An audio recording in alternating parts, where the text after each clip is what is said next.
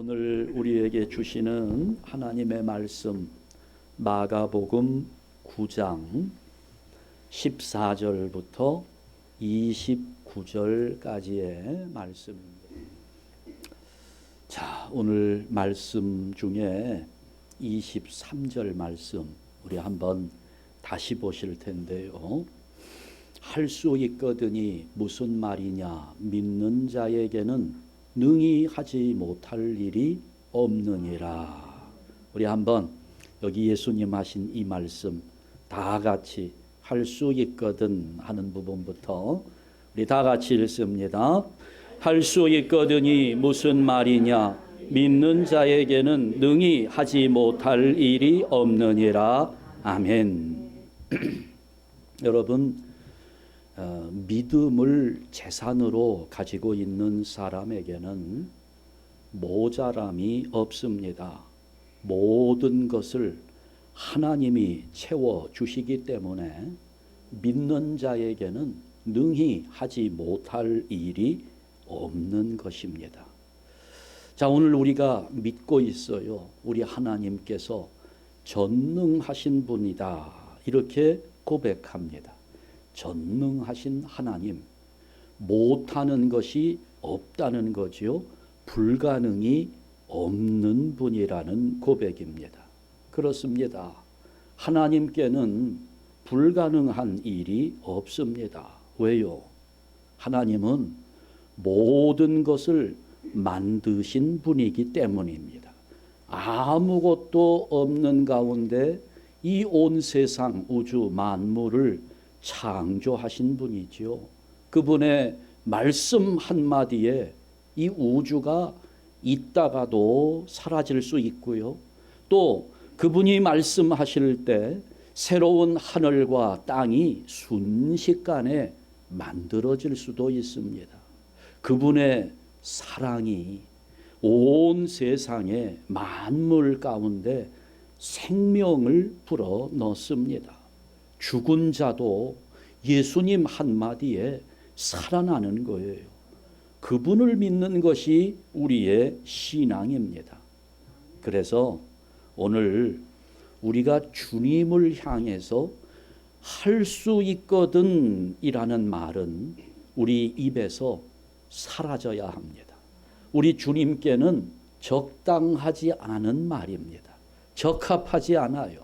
할 수 있다면, 가능하다면, 이런 말들은 우리 주님하고 아주 어울리지 않는 그런 표현입니다. 오늘 본문을 보면 이제 예수님께서 베드로, 야고보, 요한 세 명의 제자를 데리고 변화산에 올라가셨습니다. 변화산에 올라가 계신 동안에 산 아래에서 난리가 났습니다.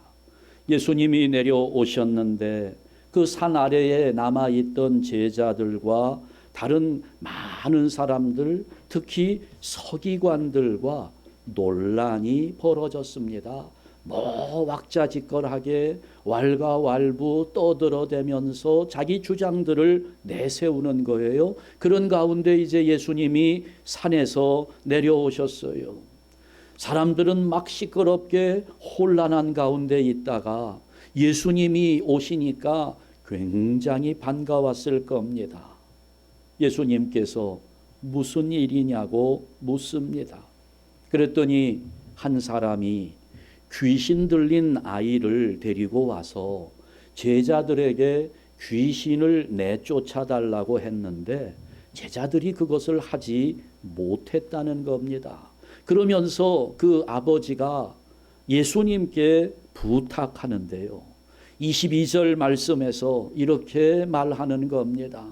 무엇을 하실 수 있거든 우리를 불쌍히 여기사 도와주옵소서. 뭘 할 수 있다면 도와주옵소서. 그렇게 했더니 예수님께서 대답하시는 것이 23절 말씀이지요. 할 수 있거든이 무슨 말이냐? 믿는 자에게는 능히 하지 못할 일이 없느니라. 맞아요. 그렇습니다.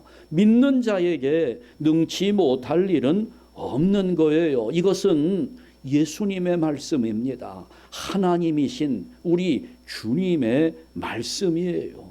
믿음이 있으면 무엇이든 할 수 있다는 말입니다. 그런데 그럼에도 불구하고 솔직한 우리의 고백은 우리가 믿음 생활에 있어서 좌절하는 경우가 많다는 것입니다. 그렇잖아요. 여러분 지금까지 살아오면서 믿음대로 됐습니까?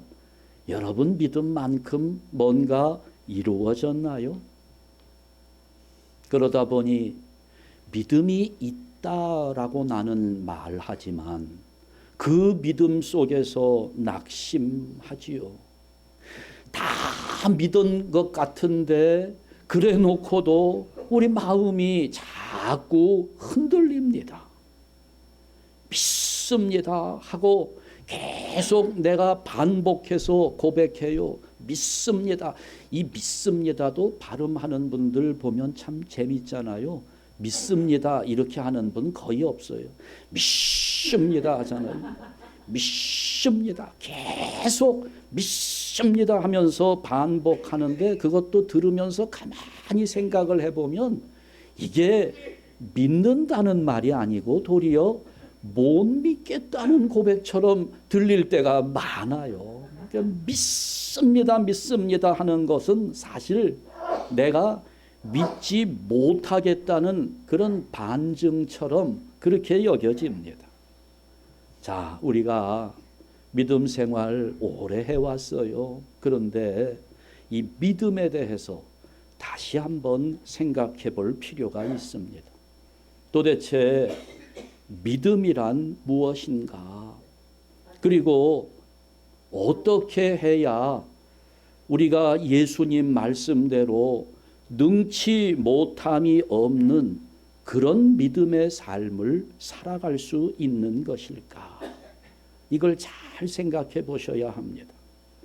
여러분 오늘 우리가 이 믿음, 이것은 그 믿음이 만들어지는 과정이 있다는 것을 알아야 합니다.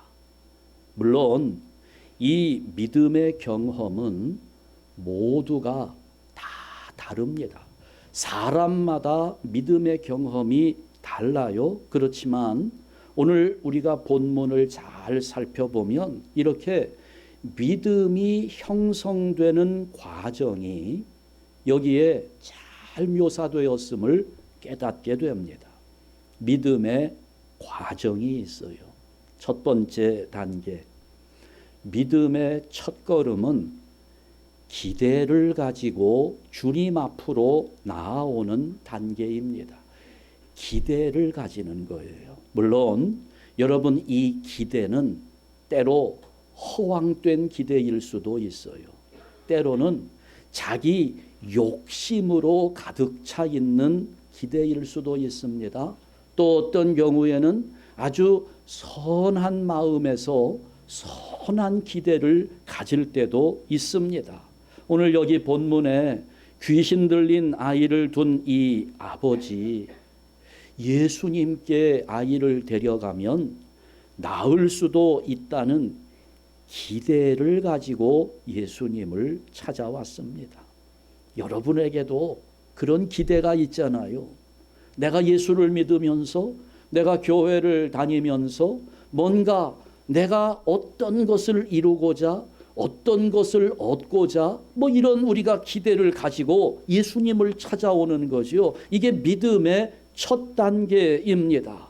자, 이 아버지 아이를 바라볼 때 참 안타까워요. 한번 발작이 일어나면 이 아이가 물속으로도 뛰어들고 불 속에도 들어가고 여러분 그러니 이 아이가 이 지경이니까 부모의 심정은 어떻겠습니까? 지푸라기라도 붙잡고 싶은 그런 심정이었을 거예요. 어떻게 하면 좋을까? 그런데 들려오는 소문에 예수님이라고 하는 분, 못 고치는 질병이 없고 귀신도 쫓아낸다는 그런 소문이 들려요. 이미 수많은 사람들이 예수님에게 고침을 받은 사람도 있습니다. 또 그것을 주변에서 보았다는 목격자들도 굉장히 많아요. 그러니 이 아버지는 내가 이 아이를 데리고 예수님께 가면 내 아이가 나을 수 있다는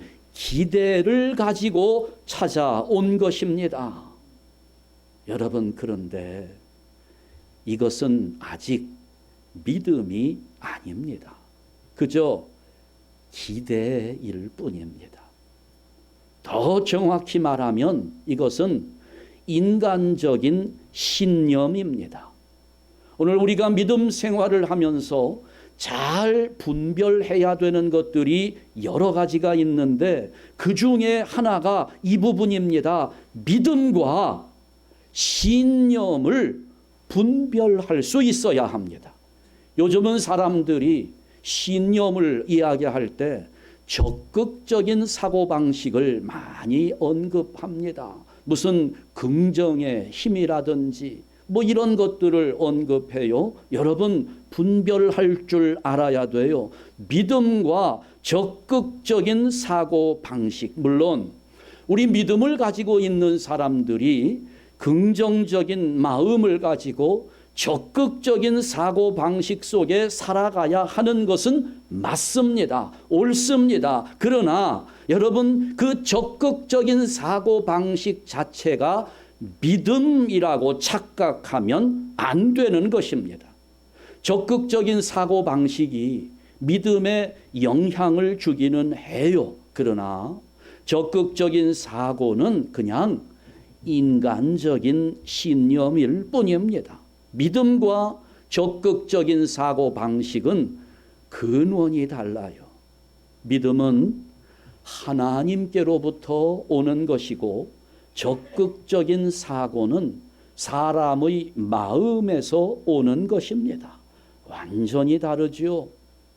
보통 신앙의 초보 단계에서 우리가 믿음으로 생각하는 것은 사실 믿음이라기보다는 기대에 가득 찬 신념이라고 생각하면 틀리지 않습니다. 이 아버지도 그게 믿음인 줄 알았어요.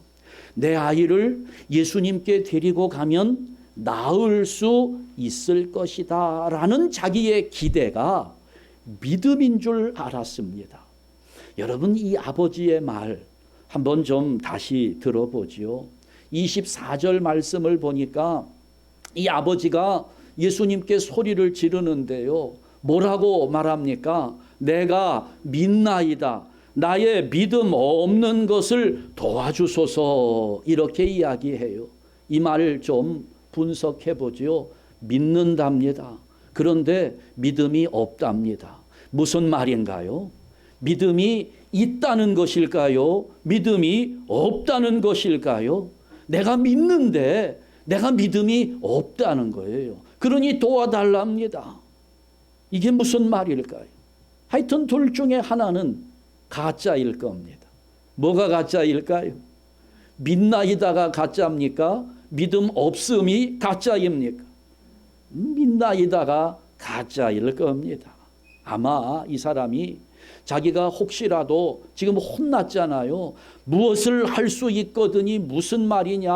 믿는 자에게는 능히 하지 못할 일이 없느니라. 이게 책망처럼 들리지요. 야단 맞은 것 같아요. 그러니까 혹시라도 예수님 마음이 상하셔서 아이를 안 고쳐주면 어떻게 할까 두려운 마음도 들고 하다 보니 그냥 엄격결에 예수님을 붙들어 두고 싶어서 그래서 그냥 이렇게 불안 속에 나온 말일지도 몰라요.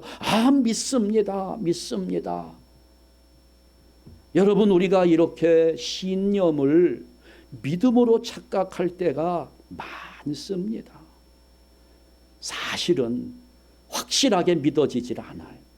그런데 그냥 믿습니다. 믿습니다. 강하게 계속 연발을 하는 거죠. 왜냐하면 안 믿어져요. 그런데 그래도 안 믿어지지만 내 기대가 채워져야 되니까, 내가 소원하는 것은 이루어지기를 원하니까, 그러니까 계속해서 안 믿어지는데도 믿습니다, 믿습니다 반복하고 외치면서 자기 스스로에게 자기 최면을 거는 겁니다. 자기 신념을 자기 스스로에게 쇠뇌하는 거지요. 그러니 이건 아직 믿음이 아닙니다. 이 말을 고백하고 나서 곧바로 이 아버지는 진실을 고백합니다. 믿음이 없습니다. 나의 믿음 없는 것을 도와주소서. 여러분, 굉장히 중요한 포인트입니다. 이 고백이 진실한 믿음으로 들어가는 키워드가 되는 거예요. 인간의 신념은 실패할 때가 많습니다.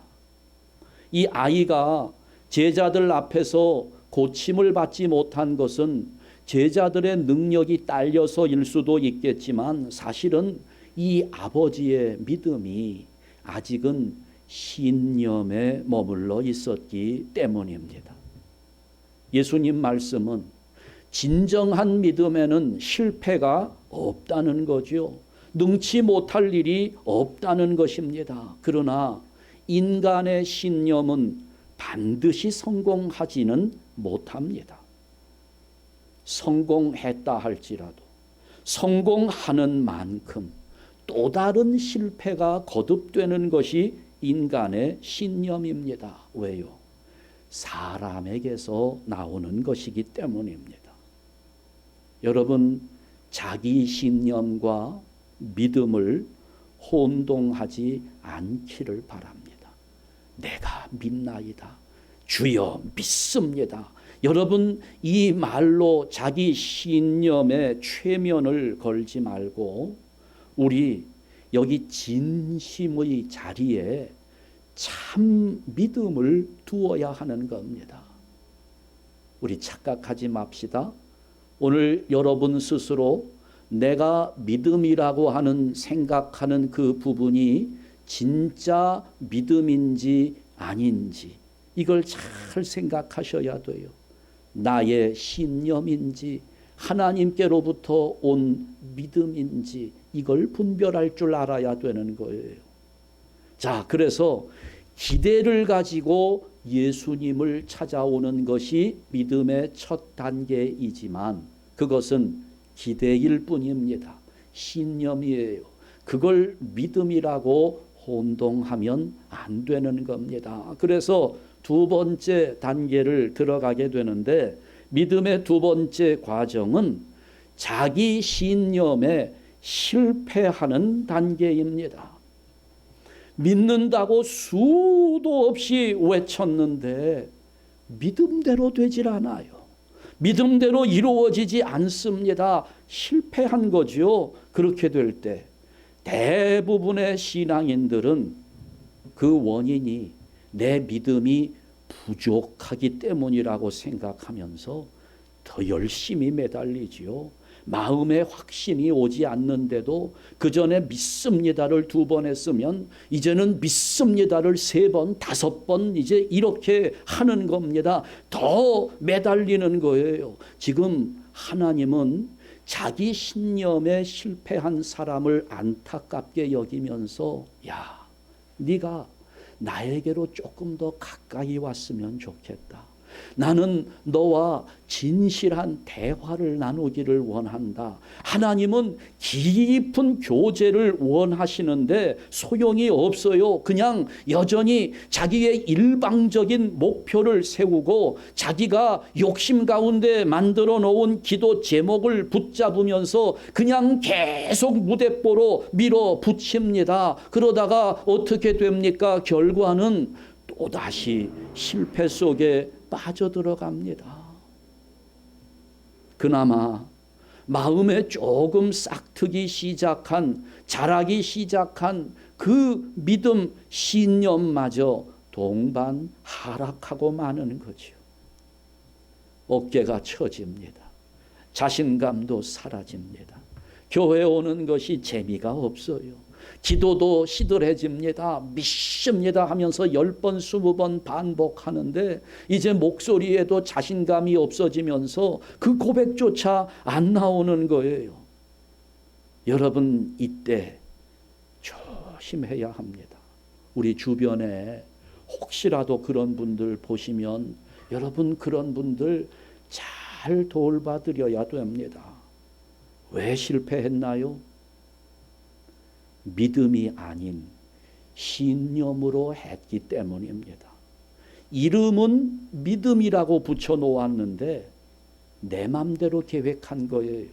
내 욕심대로 기대한 것입니다. 그러면서 그걸 믿음이라 착각하고 기도하며 밀어붙인 거지요. 그러다가 실패한 겁니다. 엄밀하게 말하면 신념의 실패인데 우리가 착각하기는 믿음의 실패로 인식합니다. 분별할 줄 알아야 돼요. 자기 신념에 실패하는 단계입니다. 여러분, 이때 우리는 하나님께 감사해야 합니다. 내 신념에 실패하면 아프지요. 힘듭니다. 괴롭습니다. 그러나 정말 좋은 경험입니다. 이런 경험 속에서 참 믿음이 성숙되기 때문입니다. 오늘 본문의 이 아버지는 이런 실패의 아픔을 2번 겪습니다. 자, 처음에 예수님을 찾아왔어요. 그런데 예수님이 안 계십니다. 제자들만 있습니다. 그런데 이 아버지가 들은 소문에는 제자들도 병을 고친다는 소문을 들었어요. 그러니까 예수님은 안 계시지만 그래도 기대가 사라지지는 않았습니다. 더군다나 지금 여기 있는 제자들이 3명은 예수님이 데리고 올라갔으니까 몇 명 남아 있습니까? 9명이 남아 있잖아요. 예수님 제자가 9명이나 있으니까 충분히 가능할 것이라고 그렇게 생각했을 겁니다. 그런데 결과는 제자들이 끙끙대기만 할 뿐 이 아이는 전과 조금도 다름이 없어요. 차도가 없는 겁니다. 기대가 꺾이는 순간이지요. 얼마나 실망스러운지. 제자들이 애를 쓰는데도 아이에게서 귀신이 나가질 않으니까 실망스럽지요. 첫 번째 실패한 부분입니다. 그런데 그렇게 자기가 실패를 경험하고 있을 때 예수님이 오셨습니다. 그러니 이제는 되었다는 생각을 했겠지요. 예수님이 오셨으니까. 그래서 그 예수님께 무엇을 하실 수 있거든 도와달라고 했는데 날벼락이 떨어진 겁니다. 할 수 있거든이 무슨 말이냐. 예수님이 역정을 내시는 것처럼 보이니 아하, 내가 잘못했나? 내가 실수했나? 내가 이분께 잘 보여야 되는데 그런데 지금 이분을 화나게 했으니 이분이 내 아이를 안 고쳐주면 어떻게 하나? 2번째로 실패를 경험하는 순간입니다. 그러나 여러분, 이 순간, 이런 실패를 경험하는 이 순간이 이 아버지로 하여금 참 믿음이 무엇인지를 알게 하는 겁니다. 내가 믿나이다. 우리도 그래요. 내가 하나님을 믿습니다. 예수님을 믿습니다. 내 안에 믿음이 있습니다. 라고 고백을 하지만 바로 우리는 그 신념의 실패를 경험하면서 내 안에 믿음이 없다는 것을 깨닫게 되는 겁니다. 신념의 실패를 통해서 나의 부족함을 깨닫는 것이지요. 그때 그 아버지는 예수님께 매달리는 겁니다. 나의 믿음 없는 것을 도와주소서. 참 믿음이 무엇인지를 알게 되는 거죠. 여러분, 중요한 것은 신념의 실패 속에 낙심하지 않는 겁니다. 아픔은 겪을수록 좋은 거예요. 눈앞의 결과가 실망스러울지라도 포기하지 말아야 합니다. 포기하면 거기서 끝나는 거예요. 우리의 실패는 심지어 주님의 책망이 있을지라도 그것은 우리를 성숙함으로 이끌어가는 에너지가 된다는 사실을 깨달아야 되는 겁니다. 그 실패를 우리는 성숙함에 이르게 하는 기회라고 보는 눈이 있어야 하는 겁니다. 그 신념의 실패를 통해서 우리는 진정한 믿음의 자리에 들어갈 수 있어야 되는데 이제 본격적으로 세 번째 단계가 열리게 되는 겁니다. 믿음의 세 번째 과정은 믿음을 간구하는 것입니다. 믿음을 구하는 거예요. 지금까지는 내가 믿음을 가지는 것인 줄 알았어요. 내 생각 속에 내가 그 믿음을 가지는 것인 줄 알았는데 진짜 믿음은 하나님께로부터 오는 것임을 깨닫고 하나님께 믿음을 구하게 되는 것입니다. 굉장히 중요한 부분입니다. 신념을 실패하게 되었을 때 많은 사람들이 잘못된 길로 가게 됩니다. 절망하면서 다시 세상으로 돌아가는 사람이 있어요. 믿음이 소용없다고 말합니다. 실제는 믿음의 실패가 아닌데 신념의 실패였는데 그걸 믿음의 실패로 인식하면서 믿음을 떠나는 사람이 있어요. 또 어떤 사람은 자기 신념의 실패 속에서 절망하다가 더 열심히 주여 믿습니다를 외치는 가운데 신비주의에 빠져들어갑니다. 대부분 이단에 빠지는 사람들은 이 신념의 실패를 극복하지 못하는 사람들입니다. 그 실패를 자기 성숙의 기회로 삼지 못하고 다른 길을 찾아가는 거예요. 어떤 기적이나 신비 현상을 체험하는 것이나 이런 쪽으로 마음을 빼앗기는 겁니다. 그러면서 기독교 미신이 생겨나는 거예요. 잘못된 길을 걸어가는 것입니다. 신념의 실패는 믿음의 실패가 아닙니다. 참 믿음으로 돌아오는 길입니다. 그 길로 들어가는 거예요. 자, 이 아버지가 예수님께 마지막으로 간구한 것이 뭡니까? 믿음을 간구하는 거예요. 나의 믿음 없는 것을 도와주소서. 처음 자기의 신념 속에는 예수님께 가면 내 아이가 나을 수 있을 것이라는 자기 기대였어요. 두 번이나 실패했습니다. 이제 예수님께 간구하는 건 뭡니까? 내 아이 귀신 쫓아주세요. 내 아이 좀 낫게 해주세요. 이 부분이 아닙니다. 이제 한 단계 깊어지잖아요. 뭘 구합니까? 나의 믿음 없는 것을 도와주소서. 내가 진짜 믿음을 갖고 싶습니다. 참 믿음이 내 안에 자리 잡기를 원합니다. 지금 아버지가 깨달은 거예요.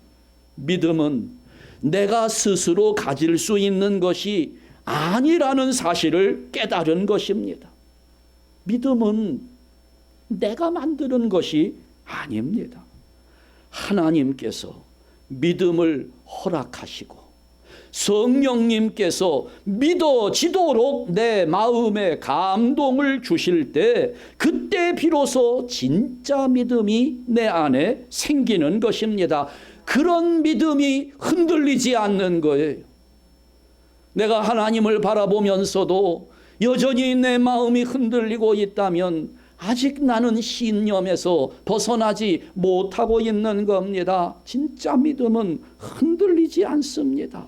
이 믿음을 갖게 되면 그때부터는 주여 믿습니다. 이거 반복하면서 자기 최면을 걸지 않아도 괜찮습니다. 이미 믿고 있는 것을 믿습니다라고 이렇게 말할 필요는 없는 거죠. 그러잖아요, 여러분. 여러분의 자녀가 어느 날 여러분을 찾아왔어요.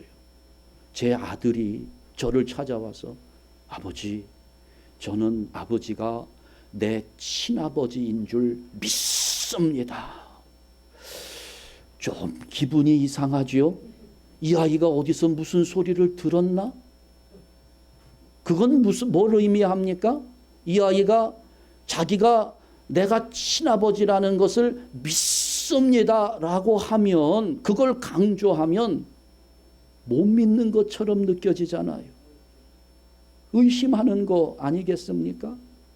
여러분, 이거 우리가 하나님 앞에 고백할 때 생각해야 될 부분이에요.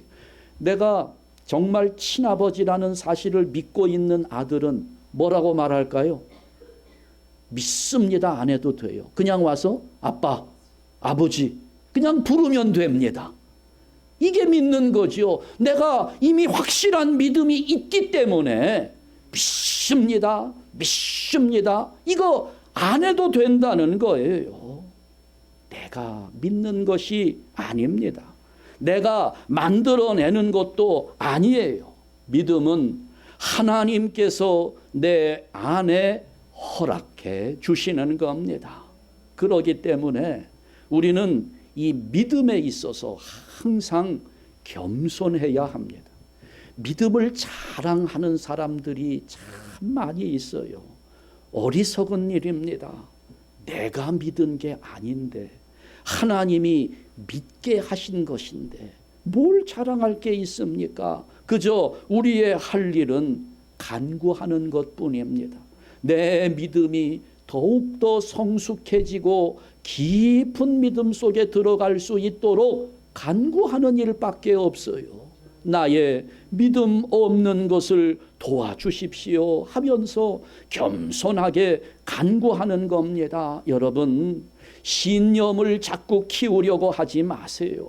신념은 아무리 믿음을 외쳐도 의심을 떨쳐내지 못합니다. 하나님 앞에 믿음을 간구해야 되는 겁니다.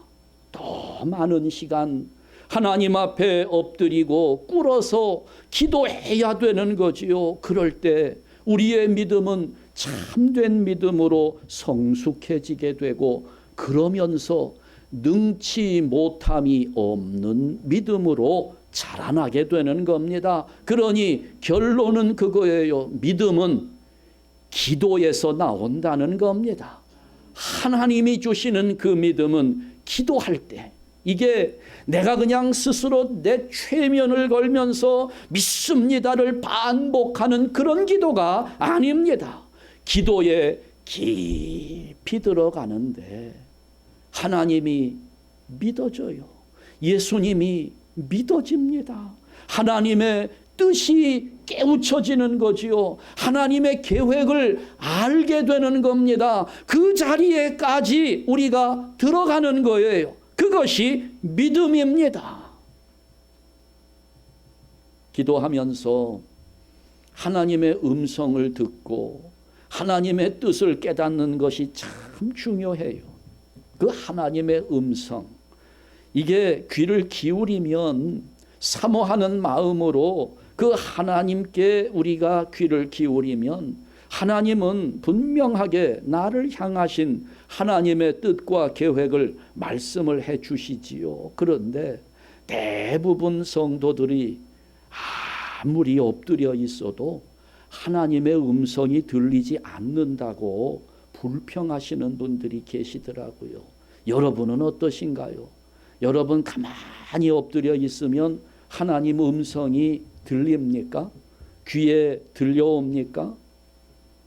육신의 귀를 가지고 어찌 하나님의 음성을 들을 수 있겠어요? 어리석은 생각입니다. 포기하세요. 차분하게 마음을 집중해서 하나님을 향하게 되면 하나님의 음성은 내 마음속 깊은 곳에 생각을 통하여 들려옵니다. 내 생각과 다른, 확실하게 다른. 그런데 조심할 것, 이게 사탄도 똑같이 흉내를 내거든요. 내 생각 속에 속삭입니다. 이걸 우리가 분별을 해야 돼요. 어떻게 분별합니까? 끊임없이 말씀을 집어넣어야 되는 거예요. 그래서 여러분, 기도와 말씀은 따로 생각하면 안 됩니다. 기도하는 만큼 말씀을 읽어야 하는 것이고, 말씀을 읽는 만큼 기도해야 되는 것입니다. 그럴 때 기도하면서 하나님의 뜻과 계획이 깨달아지도록 하나님이 내 생각 속에 음성을 들려주시는데, 그것이 하나님의 음성인지 아닌지는 말씀을 통해서 분별해낼 수 있는 것입니다. 이런 의미에서 생각은 하나님께서 우리에게 말씀하시는 도구입니다. 이렇게 나를 향한 하나님의 뜻과 계획을 알게 되면 흔들리지 않는 믿음이 그때부터 만들어지는 거예요. 믿음은 깊은 기도 가운데 위로부터 주어지는 하나님의 선물입니다. 이제부터 여러분 믿음을 구하시기 바랍니다. 나의 믿음 없는 것을 도와주소서. 믿음이 있다고 생각하시는 분들 잘 판단해 보십시오. 내가 지금 신념의 단계에 머물러 있는지, 하나님이 내려주시는 믿음 속에 깊이 하나님과의 교제 가운데로 들어가고 있는지, 이걸 우리가 분별할 수 있어야 하는 거지요. 제자들 보세요. 이 제자들은 정말 이상했습니다. 아니 도대체 우리는 9명이나 달라붙어도 안 되었던 그 귀신이 이게 예수님 앞에서는 힘 한 번 제대로 쓰지 못하고 쫓겨나간 이유가 무엇일까 궁금했지요. 그래서 예수님께 묻습니다. 28절에 보니까 우리는 어찌하여 능히 그 귀신을 쫓아내지 못하였나이까 묻습니다. 이때 주님께서 들려주신 답변, 여러분 이것을 우리는 평생 가슴속에 새겨두고 기억해 두어야 할 말씀입니다. 29절 보시면 이르시되, 다 같이, 기도 외에 다른 것으로는 이런 종류가 나아갈 수 없느니라 그렇습니다. 기도 외에는 다른 것으로 믿음을 얻을 수 없는 겁니다. 내가 아무리 힘쓰고 노력한다고 그 믿음이 생기는 거 아니라는 거죠. 하나님이 주실 때, 성령님께서 깨닫게 하실 때, 감동을 주실 때 내 안에 믿음이, 진짜 믿음이 자리 잡는 것입니다. 그걸 간구해야 되는 것입니다. 더 이상 이 땅에 속한 자기의 신념을 믿음으로 착각하지 않기를 바랍니다. 깊은 기도에 들어가면서 주님께서 주시는 믿음을 소유할 때 능히 하지 못할 일이 없느니라 하신 주님의 능력이 내 삶 속에 나타나게 되는 것입니다. 우리 한샘교회 성도 여러분들 모두가 이런 진짜 믿음을 소유하고 하나님의 능력을 나타내면서 날마다 승리하실 수 있기를 주님의 이름으로 축원합니다.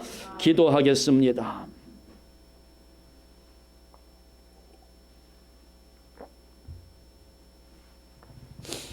하나님 아버지 감사합니다. 오늘도 귀한 말씀이 우리 안에 주어집니다. 믿는다고 수도 없이 고백했지만 실제로는 믿어지지 않는 부분들도 굉장히 많았고, 나는 믿는다고 생각했지만 삶에서는 그 믿음이 나타나지 않을 때가 얼마나 많았는지, 그럴 때마다 우리는 좌절하였고 절망해 왔습니다. 그런데 오늘 이렇게 한 아버지의 모습을 보면서 우리 인생의 믿음의 과정을 깨달을 수 있도록 인도하여 주셨으니 아버지여 진심으로 감사합니다. 우리 한샘교회 성도들 모두가 깊은 기도 속에 하나님께서 내려주시는 믿음을 소유하고 능치 못함이 없는 그런 성도들로 살아갈 수 있기를 원합니다. 내가 가지는 것이 아님을 깨닫게 하셨으니 이제부터라도 우리는 하나님 앞에 믿음을 간구하면서 믿음이 성숙해지는 단계까지 깊이 들어갈 수 있는 복된 모습을 우리에게 허락하여 주시옵소서.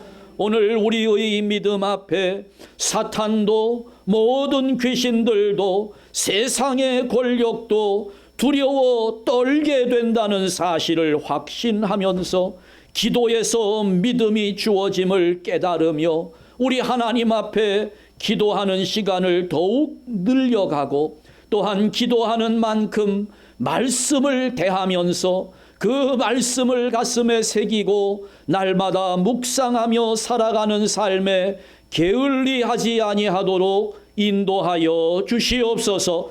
기도하며 말씀을 읽는 가운데 이와 같은 놀라운 하나님의 능력을 날마다 체험하는 복된 성도들 되도록 우리 한샘 교회를 인도하여 주시옵소서.